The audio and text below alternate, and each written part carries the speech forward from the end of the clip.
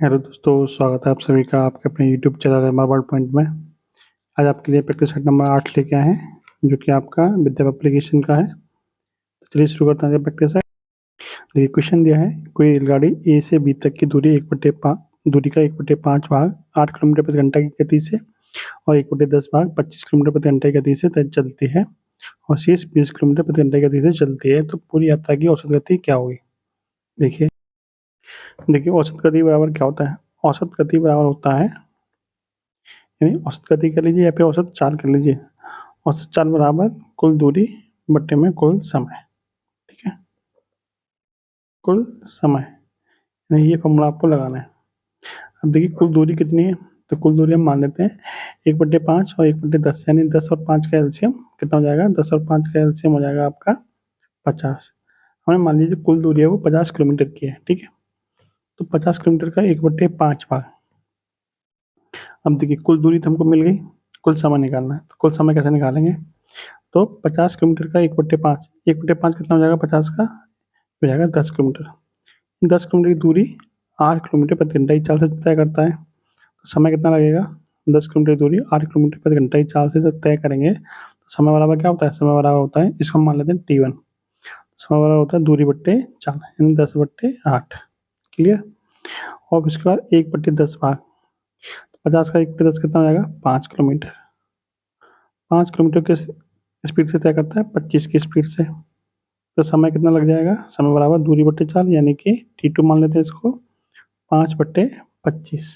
ठीक है। तीसरा यानी शेष भाग, शेष कितना बचा 5 और 10 15, टोटल कितना है 50। 50 में से 15 चला गया, कितना बचा 35, यानी कि 35 किलोमीटर की दूरी किस स्पीड से तय करता है, तो 20 की स्पीड से। तो समय कितना लगेगा, इसको मान लेते हैं T3। समय बराबर दूरी बट्टे चाल, यानी 35/20। ठीक है।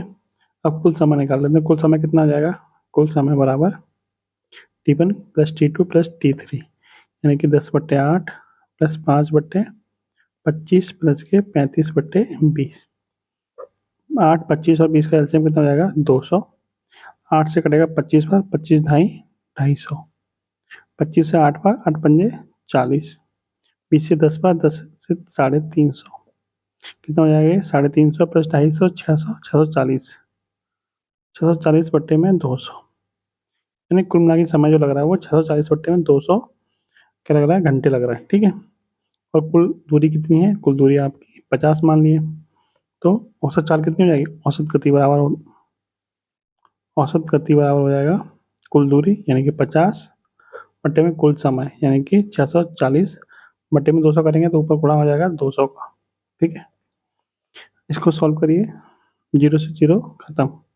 ठीक है, और 8 से कटेगा 8 64, 8 से 25 पर, 25 पंजे 125, 125 बटे में 8, कितना कटेगा ये 8 एकम 8, 2 बचे, सॉरी 8 एकम 8 4 बचे, 8 पंजे 40, 8 6 48। ठीक है, यानी 15.6 आपका क्या आएगा, आंसर आएगा।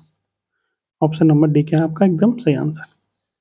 नेक्स्ट देखिए, 5 किलोमीटर प्रति घंटे की गति से चलने पर एक छात्र अपने विद्यालय 15 मिनट पहले पहुंच जाता है और 3 किलोमीटर प्रति घंटे की गति से चलने पर 9 मिनट देर से पहुंचता है, तो उस छात्र के घर तथा विद्यालय के बीच की दूरी क्या होगी। देखिए पहले 15 मिनट पहले पहुंच रहा है, फिर 9 मिनट देर में पहुंच रहा है, तो समय का अंतर कितना हो जाएगा 15 और 9 24। देखिए ये पहले है और ये बाद में, तो अंतर कितना हो जाएगा, पहले इसको माइनस से दर्शा लीजिए, ये क्या है प्लस, देर वाले को प्लस से दर्शा लीजिए। ठीक है, तो कितना हो जाएगा ये प्लस के 9, तो 9 और माइनस 15 कितना हो जाएगा, 9 में से माइनस के 15 घटाएंगे तो माइनस माइनस प्लस हो जाएगा, अंतर कितना आ जाएगा 24 मिनट का। ठीक है, ये चीज़ आपको ध्यान रखनी है। अब दूरी निकालनी है, तो दूरी का फॉर्मूला क्या होता है, डी बराबर होता है S1 S2 अपॉन में S1 अंतर S2 इसमें, और कुल मिला के टी। टी क्या है, ये वाला समय। इसको लगाएंगे फॉर्मूले को, देखिए डी बराबर क्या था, दूरी बराबर डी बराबर S1 S2। S1 क्या है, पहली चाल कितनी है 5। ठीक है, S2 क्या दूसरी चाल यानी 3, S1 अंतर S2 यानी दोनों का अंतर कितना है 3, और टी कितना है 24। 24 क्या है मिनट में है, और ये क्या दे रखा है किलोमीटर प्रति घंटे में, तो इसको घंटे में चेंज करने के लिए 60 से भाग कर देंगे। ठीक है, इसको सॉल्व करिए। 3 से 3 खत्म, 5 से कटेगा 12 बार। ठीक है, देखिए 5 और 3 का अंतर 2 होता है, यहाँ पे कितना आएगा 2। तो एक बार दोबारा लिख देते हैं, 5 गुणा 3 बटे में 2 गुणा 24 बटे 60। ठीक है, इसको सॉल्व करते हैं। देखिए 5 दिया 15, 15 से कितने कटेगा 60, 4 बार, और 4 दूनी 8, 8 से 24 कटेगा 3 बार, यानी डी कितनी आ गई आपकी 3 किलोमीटर। ठीक है, ऑप्शन नंबर सी। नेक्स्ट है 12,000 की धनराशि चक्रवृद्धि ब्याज पर जमा करने पर 5 वर्ष में दोगुनी हो जाती है, तो वह राशि 20 वर्ष में कितनी गुनी हो जाएगी। देखिए 5 वर्ष में कितनी हो रही है 2 गुनी, तो 20 वर्ष में कितनी होगी 2 के बाद 4, यानी कि 16 गुनी। कैसे निकालते हैं इसको, देखिए 5 वर्ष में कितनी हो रही है 2 गुनी हो रही है। ठीक है, तो 20 वर्ष में कितनी गुनी होगी, 5 से कितना हुआ ये 4 गुना, जितना गुना हो रहा है उतना ही इसमें क्या आएगा पावर में जाएगा, 2 की पावर 4, यानी कि 20 वर्ष में कितने गुना हो जाएगी, 20 वर्ष में 2 की पावर 4 यानी कि 16 गुना हो जाएगी। अब पहले कितनी थी राशि 12,000 थी, तो 12,000 का 16 गुना कितना हो जाएगा, तो 12,000 का 16 गुना यानी कि 1,92,000, यानी अब राशि कितनी हो जाएगी 1,92,000 हो जाएगी। ठीक है, सिंपल। नेक्स्ट देखिए, एक टंकी को एक बड़ा नल दूसरे छोटे नल की तुलना में 3 गुना जल्दी भर सकता है। यदि दोनों नल मिलकर टंकी को 36 मिनट में भर सकते हैं तो छोटा नल अकेले उसे भरने में कितना समय लगेगा। देखिए 2 नल मान लेते हैं हम ए और बी। ठीक है, 2 नल हमने मान लिए ए और बी। कह रहा है कि ये वाला इसको बड़ा मान लेते हैं, इसको छोटा मान लेते हैं। ठीक है, तो जो बड़ा नल है दूसरे छोटे नल की तुलना में 3 गुना जल्दी भर देता है, यानी यदि इसको ये 1 मिनट में 1 लीटर भर रहा है या 1 यूनिट भर रहा है तो 1 मिनट में कितना भरेगा 3 यूनिट भरेगा। ठीक है, कुल मिला के दोनों 1 मिनट में कितना भर देंगे, तो 4 यूनिट भर देंगे। क्लियर। अब पूरी टंकी को भरने में कितना समय लगता है 36 मिनट का समय लगता है, यानी यदि 1 मिनट में ये दोनों मिलकर 4 यूनिट भर रहे हैं तो 36 मिनट में कितना भर देंगे, तो 36 गुणा 4 यानी कि 144। इसका मतलब टंकी हमारी कितने लीटर की है, तो 144 लीटर की टंकी है। ठीक है, 144 कैसे आ गया 36 गुणा 4, क्योंकि 1 मिनट का कार्य कितना है 4 यूनिट, और 36 मिनट में पूरा काम हो जाता है, तो इसका मतलब काम कितना रहा होगा 36 गुणा 4 144। अब आपसे पूछे छोटा नल कितने समय में भर देगा, जो छोटा नल हमने बी माना था वो 1 मिनट में कितना भर रहा है 1 यूनिट भर रहा है, तो 144 यूनिट को भरने में कितना समय लगेगा 144 बट्टे में 1 यानी कि 144 मिनट ही लग जाएंगी। ठीक है, ऑप्शन नंबर सी। अगला प्रश्न देखते हैं, एक वर्ग और एक आयत के क्षेत्रफल क्या है बराबर है। मान लेते हैं कि हमारा जो वर्ग है उसकी भुजा हमने कितनी मान ली, ये मान लीजिए आपका वर्ग है और ये आपका क्या है आयत है। ठीक है, वर्ग की हमने भुजा मान ली ये। ठीक है, और दोनों का क्षेत्रफल क्या है बराबर है। उसके बाद देखिए एक वर्ग और एक आयत के क्षेत्रफल बराबर है, आयत की लंबाई जो है वो वर्ग की भुजा की लंबाई से 5 सेंटीमीटर अधिक है, तो आयत की लंबाई कितनी हो जाएगी a+5 हो जाएगी। यदि इसकी a है तो इसकी कितनी हो जाएगी a+5, और उसकी चौड़ाई वर्ग की भुजा की लंबाई से 3 सेंटीमीटर कम है, इसकी चौड़ाई कितनी हो जाएगी a-3। ठीक है, अब आगे देखिए, आपसे बोला था कि एक वर्ग और एक आयत के क्षेत्रफल क्या है बराबर है, तो आपको पता है वर्ग का क्षेत्रफल क्या होता है भुजा का स्क्वायर। ठीक है, और आयत का क्षेत्रफल क्या होता है लंबाई गुणा चौड़ाई, इसकी लंबाई ये है चौड़ाई ये, यानी कि a+5 इंटू a-3। ठीक है, इसको सॉल्व करिए तो ए स्क्वायर बराबर कितना हो जाएगा, ए का गुणा ए में करेंगे ए स्क्वायर प्लस ए का गुणा माइनस के 5 का गुणा ए में करेंगे कितना हो जाएगा 5a। उसके बाद में देखिए, और फिर उसके बाद में आपका गुणा होगा -3 का गुणा होगा ए में -3a माइनस के 15। ठीक है, तो देखिए ए स्क्वायर से ए स्क्वायर कट जाएगा, यहाँ कितना बचेगा 0, तो 0 बराबर 5a में से 3a जाएगा तो 2a माइनस के 15, 15 से 15 इधर आएगा तो 15 बराबर 2a, तो a बराबर 15 बट्टे में 2। ठीक है, अब इसको कह सकते हो 7.5। ठीक है, अब एक ही वैल्यू मिल गई हमें 7.5, तो लंबाई कितनी हो जाएगी इसकी a + 7.5 यानी कि 12.5। वही चौड़ाई कितनी हो जाएगी, 7 है, 7 में से 3 घटाएंगे 4.5। पूछा क्या आपसे, आयत की परिमाप पूछिए। आयत की परिमाप का फॉर्मूला क्या होता है, परिमाप बराबर होता है 2 गुणा लंबाई प्लस चौड़ाई। लंबाई कितनी निकल के आई थी इसकी 12.5, चौड़ाई कितनी निकल के आई थी 4.5। 12.5 प्लस 4.5 कितने होते हैं 17, 17 दूनी 34। यानी आयत की परिमाप कितनी मिली आपको 34 सेंटीमीटर। Option number C. अगला प्रश्न देखिए, ABC एक व्यापार में साझेदारी करते हैं। ए पूरे वर्ष के लिए 4,000 रुपये लगाता है, बी आरंभ में 6,000 रुपये लगाता है, फिर 4 माह के बाद में 8,000 रुपये कर देता है, जबकि सी आरंभ में 8,000 लगाता है, 9 माह के बाद अंत में 2,000 रुपये निकाल लेता है। तो वर्ष के अंत में कितने रुपये लाभ के रूप में मिलते हैं, तो सी को कितना हिस्सा मिलेगा, देखते हैं। देखिए ये तो आपको पता ही होगा कि जिस अनुपात में ये लगाएंगे उसी अनुपात में इनको लाभ मिलेगा। देखिए ए ने कितने लगाए, ए ने लगाए 4,000 रुपये पूरे 12 महीने के लिए, इसने लगाए 4,000 रुपये पूरे 12 महीने के लगाए, ठीक है। बी ने आरंभ में 6,000 रुपये लगाए, जिसे 4 माह के अंत में बढ़ाकर 8,000 कर दिए। इसका मतलब इसने 6,000 रुपये तो लगाए होंगे 4 महीने के लिए और 8,000 रुपये लगाए होंगे इसने पूरे 8 महीने के लिए, तभी तो 12 महीने होंगे पूरे। ऐसे ही सी का देखिए, सी ने कितने रुपये लगाए, 8,000 रुपये लगाए 9 माह के लिए, ठीक है, और 2,000 रुपये निकाल लिए। इसका मतलब इसने 6,000 रुपये लगाए होंगे 3 माह के लिए। क्लियर, इसको सॉल्व करते हैं।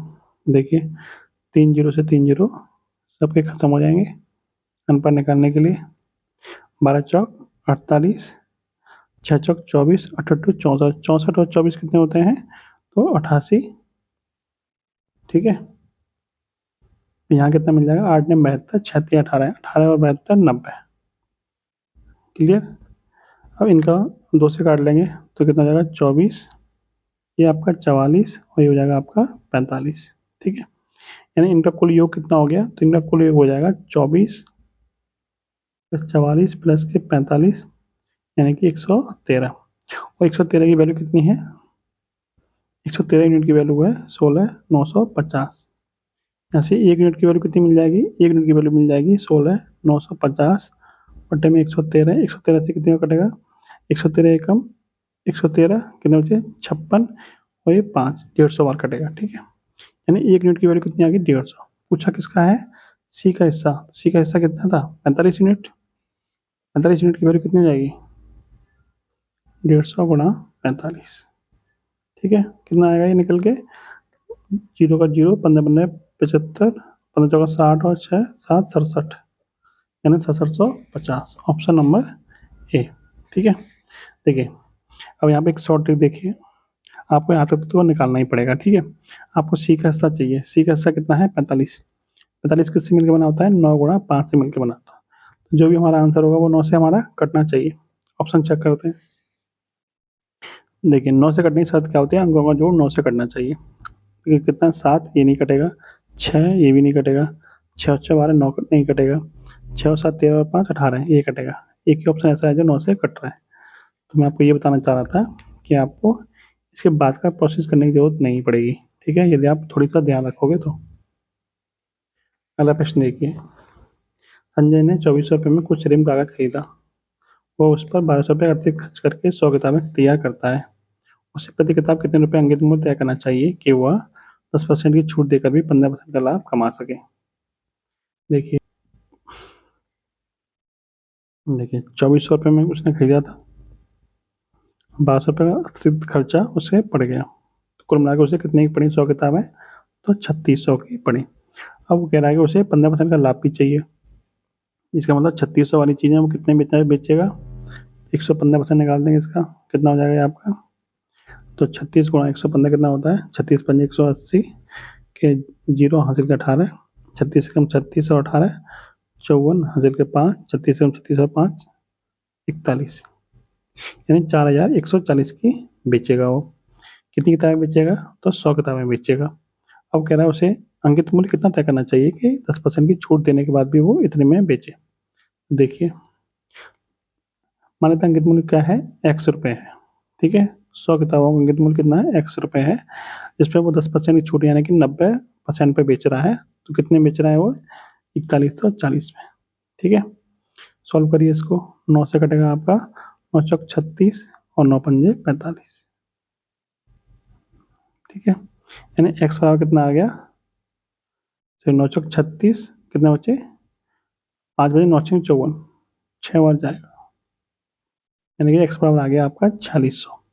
यानी 100 किताबों का अंकित मूल्य कितना हो गया 4600। पूछा क्या है प्रति किताब कितने रुपए अंकित मूल्य करेगा, तो 100 का भाग कर देंगे। प्रति किताब कितना पड़ जाएगा 4600 बटे में 100, यानी कि 46 रुपये। यानी वो प्रति किताब कितना अंकित मूल्य तय करेगा, तो 40 रुपये अंकित मूल्य उसे तय करना पड़ेगा, जिससे कि उसे 10% की छूट देने के बाद भी उसे 15% का लाभ हो जाएगा। ठीक है, नेक्स्ट देखिए, अंडर एक्स की वैल्यू कितनी है, sorry under x plus under 49 बराबर इतना दे रखा है, एक्स का मान बताइए। देखिए अंडर एक्स,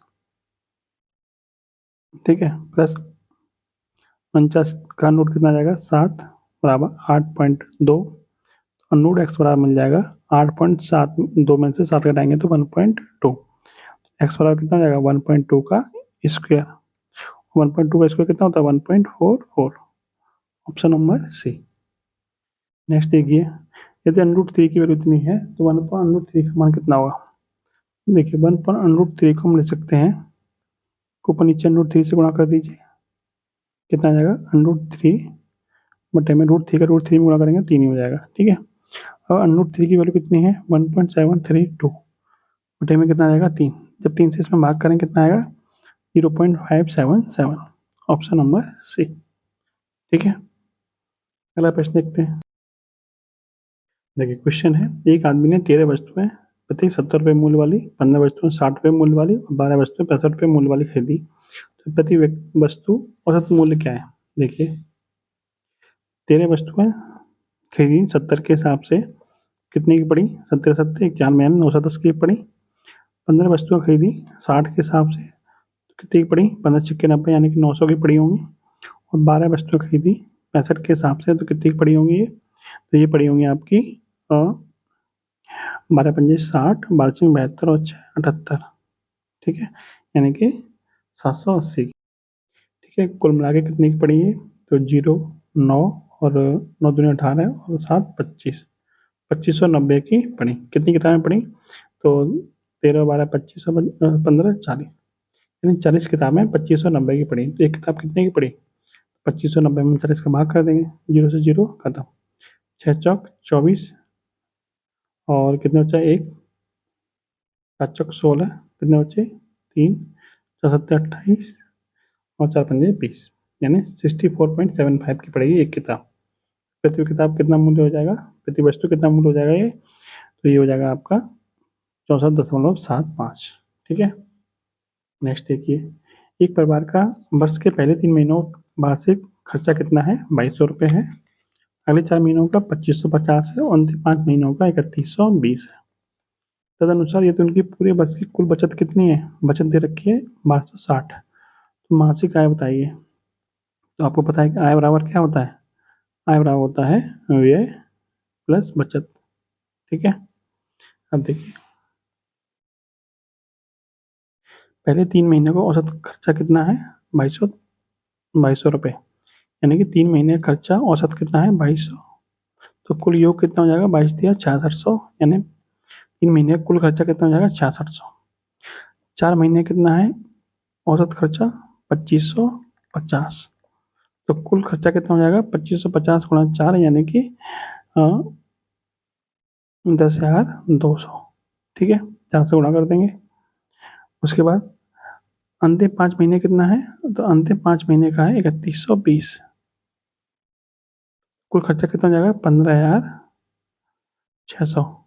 ठीक है, यानी कुल मिला के पूरा जो खर्चा है कितना हो जाएगा पूरी साल का, तो इनको जोड़िए 0 0 6 और 6 12 और 2 14 और 6 और 6 12 और 1 और 1 2 3।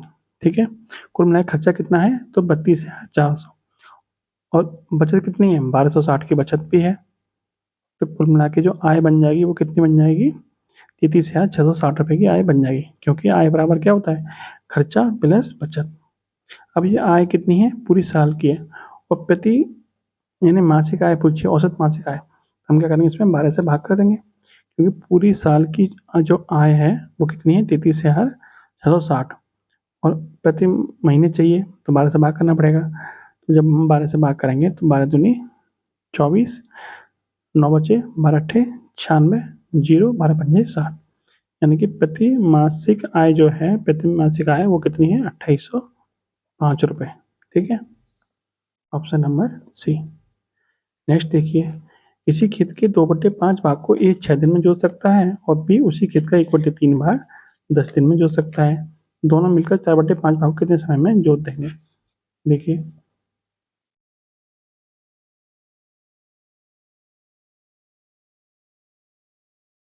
देखिए 2/5 भाग ए 2/5 भाग को 6 दिन में जोत रहा है। इसका मतलब 2 एकम 2, 2 तिया 3 और 3 पंजे 15 है, यानी ए अकेला पूरे भाग को कितने दिन में जोतेगा, तो 15 दिन में जोत देगा। ठीक है, पूरा भाग क्या माना जाता है, एक पूरा भाग माना जाता है। ऐसे ही बी का देखिए, बी 1/3 भाग को 10 दिन में जोत सकता है, तो पूरे भाग यानी एक भाग को कितने दिन में जोत देगा, तो 30 दिन में जोत देगा। ठीक है, और यहाँ से आपको क्लियर मिल गया कि बी का पूरा काम 30 दिन का है, ए का पूरा काम 10 दिन का है। ठीक है, अब देखिए, ए 10 दिन में कर रहा है, बी 30 दिन में पूरा काम कर रहा है, दोनों का एलसीएम हो गया 30। ए एक दिन में 3 काम करेगा, बी एक दिन में 1 काम करेगा। ठीक है, अब आपसे पूछा है कि पूरे काम का 4/5 भाग कितने दिन में जोत देंगे दोनों मिलके। तो दोनों एक दिन में कितना काम कर रहे हैं, दोनों एक दिन में कर रहे हैं 4 काम, और काम कितना करना है हमें, 4/5 भाग करना है। यानी 30 का 4/5 कितना हो जाएगा, 5 से कटेगा 6 बार 6 चौक 24, यानी अब हमें काम करना है 24 काम करना है। दोनों को मिलकर एक दिन में कितना काम करते हैं, तो 4 काम करते हैं। तो 24 काम करने में कितना समय लगेगा, 24/4 यानी कि 6 दिन। क्लियर, यानी कि ऑप्शन नंबर आपका कौन सही है, ऑप्शन नंबर आपका, देखिए यहाँ मिस्टेक है, एक ही दिन में कर रहा था, ये 15 दिन में कर रहा था। ठीक है, तो एक दिन में कितना काम करेगा, 2, तो ये दोनों मिलकर एक दिन में कितना काम करेंगे, 3 काम करेंगे। जब एक दिन में 3 काम करेंगे तो 24 कामों करने में कितना समय लगेगा, 24/3 यानी कि 8 दिन। ठीक है, अब आपका आंसर सही हो जाएगा 8 दिन, ऑप्शन नंबर सी। नेक्स्ट देखिए, ए बी की तुलना में दोगुना बेहतर है, दोनों बेहतर कामगार है और वे दोनों मिलकर एक कार्य को 14 दिनों में कर सकते हैं। ठीक है, यानी ए और बी है, ए की जो क्षमता है वो बी से दोगुनी अच्छी है, यानी कि ए 2 काम करता है एक दिन में, तो बी एक दिन में 1 काम करता है। यानी दोनों मिलकर एक दिन में कुल कितना काम करेंगे, तो 3 काम करेंगे और 14 दिनों में पूरा काम कर देते हैं। इसका मतलब काम कितना होगा, 14 तिया 42 काम होगा। आपसे पूछा है कि यदि ये अकेला उस कार्य को करे तो वह कितने दिनों में पूरा कर देगा। ये एक दिन में कितना काम कर रहा है, 2 काम कर रहा है, काम कितना टोटल 42, 42 काम को 2 के हिसाब से कितने दिन में खत्म कर देगा, तो 21 दिन में खत्म कर देगा, ऑप्शन नंबर बी। ठीक है, नेक्स्ट देखिए, यदि साधारण ब्याज पर लगाई गई कोई धनराशि 8 वर्षों में 7 गुनी हो जाती है तो कितने वर्षों में 19 गुनी हो जाएगी। ठीक है, इसके लिए फॉर्मूला नोट करिए, T1/T2 बराबर N1 - 1 N2 - 1। T1 क्या है, पहला समय है, T2 क्या है, दूसरा समय। N1 क्या है, कितनी गुनी हो रही है पहली बार में, N2 क्या है, दूसरी बार में कितनी गुनी हो रही है। तो देखिए, T1 दे रखा 8, T2 हमें निकालना है।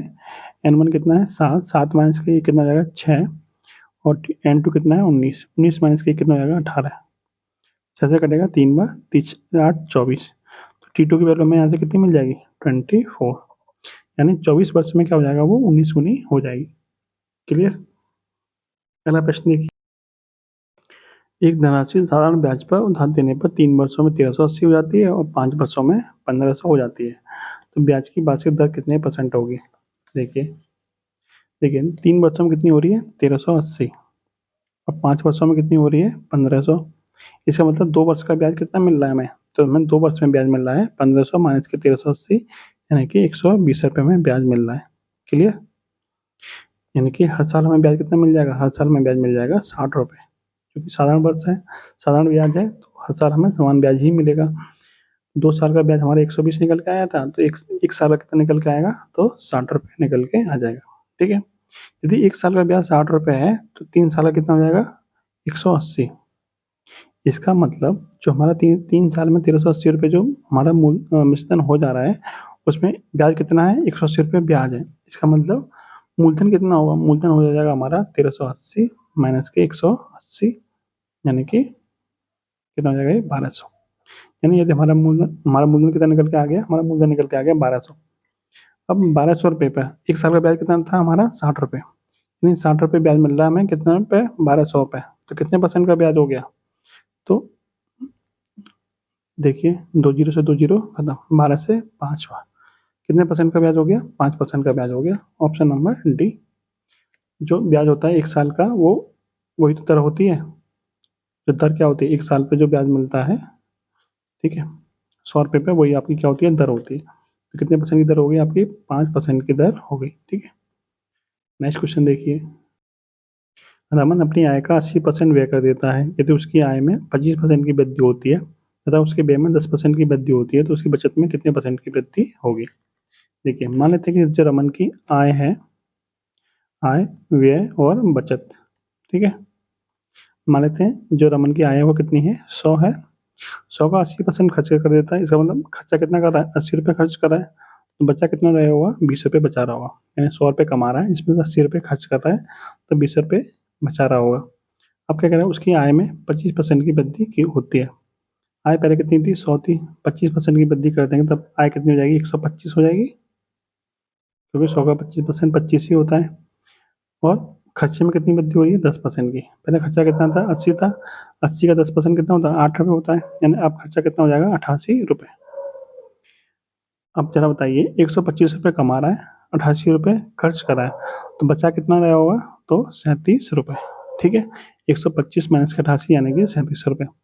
पहले कितना बचा रहा था 20, अब कितना बचा रहा है 37, कितने अधिक बचा रहा है 17 रुपये अधिक बचा रहा है, तो 17 रुपये अधिक बचा रहा है कितने पे 20 पे, ठीक है, क्योंकि आपको पूछा कितने परसेंट की वृद्धि हो रही है, तो वृद्धि किस पे हो रही है 20 पे हो रही है, 17/20 गुणा 100, 20 से 5, 17 पंजे 85, यानी कितने परसेंट की वृद्धि होगी बचत में, तो 85% की वृद्धि होगी।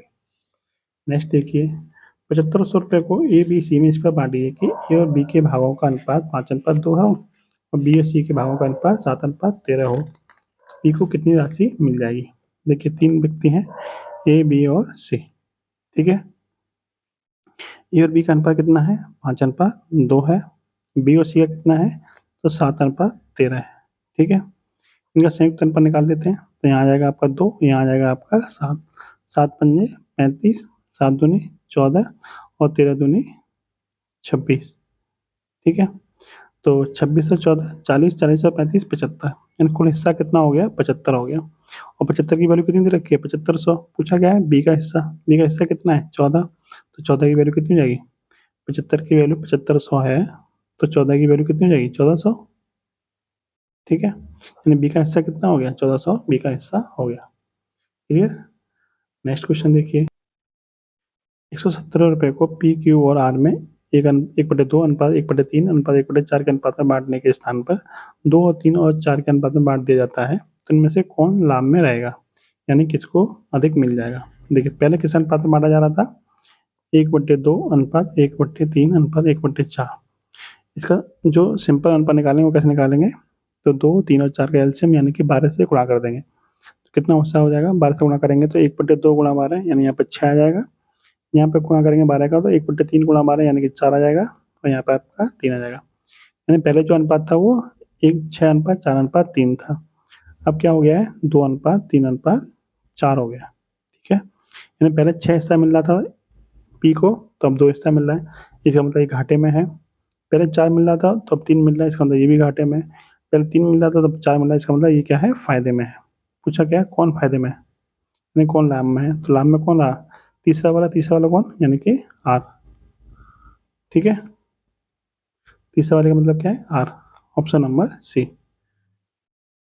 देखिए इस वाले क्वेश्चन में थोड़ी मिस्टेक है, मिस्टेक क्या हो गई है, आपको इसका हिस्सा निकालना पड़ेगा। देखिए पहला अनुपात क्या था 6:4:3 था, अब कितना हो गया 2:3:4, यानी पहला अनुपात था आपका 6:4:3, यानी कुल हिस्सा कितना हो गया 6 और 4 10 और 3 13, और कुल रुपए कितने हैं तो रुपए हैं 117, यानी 13 यूनिट की वैल्यू 117 है, तो 1 यूनिट की वैल्यू कितनी मिल जाएगी आपको 13 में 117 यानी 9, ठीक है। तो 6 की 9 छक 54, 4 नेम 36, 9 तिया 27। यानी पहली कंडीशन तो आपकी ये हो गई, ठीक है, फर्स्ट कंडीशन तो आपकी ये होगी। दूसरी कंडीशन में अनुपात क्या है, 2, 3 और 4। यानी कुल योग कितना हो जाएगा, 2, 3, 5 और 4 9। यानी 9 यूनिट की वैल्यू कितनी हो गई, 117। तो 1 की वैल्यू कितनी होगी, 13। यानी 1 की वैल्यू 13 है, तो 2 की वैल्यू कितनी हो जाएगी, 13 दूनी 26, 3 की 13 तिया 39 और 4 की 13 चौका 52। ठीक है, यानी ये सेकंड कंडीशन हो गई, ये फर्स्ट वाली हो गई और ये आपकी सेकंड वाली हो गई। ठीक है, अब देखिए इसमें लाभ और हानि किसको ज़्यादा मिल रहा है। पहले ए को कितने मिले थे, 54 मिले थे, अब 26 मिल रहे हैं, तो ये तो आपको लॉस में है। बी को पहले 36 मिल रहे थे, अब 29 मिल रहे हैं, इसका मतलब ये फायदे में है। पहले 27 मिले थे, 52 मिले थे, इसका मतलब ये भी फायदे में है। इसका मतलब हमारा आंसर जो होना चाहिए वो कौन कौन सा होना चाहिए, ये वाला आपका गलत हो जाएगा और ये वाला आंसर आपका एकदम सही हो जाएगा। यानी दूसरा और तीसरा, यानी क्यू और आर क्या है, फायदे में है, बाकी पहला वाला लॉस में है। ठीक है, तो इसको सही कर लीजिएगा, ऑप्शन नंबर डी आपका सही हो जाएगा। ठीक है, नेक्स्ट देखिए, किसी संख्या को दोगुना करके उसमें 9 जोड़ा जाता है, इस पर प्राप्त संख्या का तिगुना 25 के 75 के बराबर होता है। ठीक है, विकल्पों में से वह संख्या कौन सी है। ठीक है, इसका एक बेसिक तरीका मैंने आपको और प्रैक्टिस सेट में बताया हुआ है, इसका ऑप्शन सादा से कैसे कर सकते हैं वो देखिए। देखिए पहला क्या करना है, 2 गुना करना है, फिर उसमें 9 जोड़ना है, फिर उसका 3 गुना करने पे हमें कितना मिलना चाहिए, 75 मिलना चाहिए। पहले 2 गुना करेंगे, 6 का 2 गुना 12, 12 और 9 21, 21 तिया 63, 75 नहीं मिला, इसका मतलब ये आंसर नहीं है। जब ये आंसर नहीं है तो 6 से कम तो आंसर होगा ही नहीं। ठीक है, तो ये भी आंसर हमारा नहीं होगा। इसको चेक करिए, और 8 का 2 गुना 16, 16 और 9 25, 25 का 3 गुना कितना हो जाएगा, 75। इसका मतलब ये हमारा आंसर संतुष्ट कर रहा है, तो ये हमारा क्या बन जाएगा, राइट आंसर। नेक्स्ट देखिए, दो संख्याओं के मासा लासा 18 और 378 है, एक संख्या 54, दूसरी संख्या क्या होगी। तो देखिए मासा गुणा लासा बराबर क्या होता है, दोनों संख्याओं का गुणनफल, 378 बराबर 54 गुणा एक्स, एक्स हमने दूसरी संख्या मान ली। फॉर्मूला क्या होता है, दोनों मासा गुणा लासा बराबर दोनों संख्याओं का गुणनफल। 18 से कटेगा 3 बार, 3 से कटेगा आपका 126 बार, दूसरी संख्या में कितनी मिल गई, 126। Option number A. अगला प्रश्न देखिए, 12 आरेख वर्ष 2017 के लिए 6 देशों की जीडीपी को बिलियन अमेरिकी डॉलर में दिखाता है, जो एक मुक्त व्यापार ब्लॉक बनाने के लिए एकजुट है। इस देश की जीडीपी इन 6 देशों की कुल जीडीपी का 1/5 है। देखिए 6 देश हैं, ABCDEF, इनकी कुल जीडीपी है कितनी, 125 प्लस 100 प्लस 150 प्लस 200 प्लस 100 और 75, कुल मिला के कितनी होगी, 750। ठीक है, इसका 1/5 यानी कि कितना हो जाएगा, 150। आपसे पूछा है कि किस देश की जीडीपी 6 देशों की कुल जीडीपी का 1/5 है, इन 150 किस देश की जीडीपी है, तो किसकी है, सी की। ऑप्शन नंबर सी क्या हो जाएगा आपका, ऑप्शन नंबर डी आपका क्या हो जाएगा, सही आंसर। ठीक है, कुल जीडीपी कितनी निकल के आई थी, 750, उसका 1/5 कितना हो जाएगा, 150, और 150 किसकी है, सी की, यही आपसे पूछा है। नेक्स्ट देखिए, मिश्र धातु ए मिश्र धातु 2 को ABCD का मिश्रण करके तैयार किया गया है। पाई चार्ट 2 मिश्र धातुओं में इन धातुओं के अनुपात को प्रदर्शित करता है। यदि 1 किलोग्राम मिश्र धातु ए 1 और 2 किलोग्राम मिश्र धातु 2 को पिघलाया जाता है, ये कितनी है, 2 किलोग्राम। 2 किलोग्राम का मतलब 2000 ग्राम। ठीक है, ये कितनी है, 1 किलोग्राम, 1 किलोग्राम का मतलब 1000 ग्राम। ठीक है, यानी जो मिश्र धातु 1 है वो कितनी है, 1 किलोग्राम, ये 1 है, जो 2 है वो कितनी है, 2 किलोग्राम। क्लियर। अब मिश्र धातु मिश्रित किया जाता है तो परिणाम स्वरूप मिश्र धातु में धातु बी का द्रव्यमान कितना है, जरा ये बताइए। 1 किलोग्राम में बी कितनी है, 30%, यानी 1000 का 30% कितना हो जाएगा, 300 ग्राम। क्लियर। और 2 किलोग्राम में मिश्र धातु बी कितनी है, 20%, यानी 2000 ग्राम का 20% कितना हो जाएगा, 400 ग्राम। ठीक है, तो कुल मिला के कितने ग्राम हो गया बी, 300 प्लस 400 700 ग्राम, यानी जो मिश्र धातु बनाई जाएगी उसमें बी कितना ग्राम हो जाएगा, 700 ग्राम। आपसे ये तो पूछा है परिणाम स्वरूप मिश्र धातु में धातु बी का द्रव्यमान कितना हो जाएगा, 300 ग्राम यहाँ से मिलेगा, 700 ग्राम यहाँ से मिलेगा, कुल मिला सॉरी 300 ग्राम यहाँ से मिलेगा, 700 ग्राम यहाँ से मिलेगा, कुल मिला 700 ग्राम मिल जाएगा। बी कितने ग्राम हो जाएगा, 700 ग्राम। ये था आज का प्रैक्टिस सेट नंबर 8। कैसी लगी वीडियो जरूर बताइएगा। जय हिंद, जय भारत।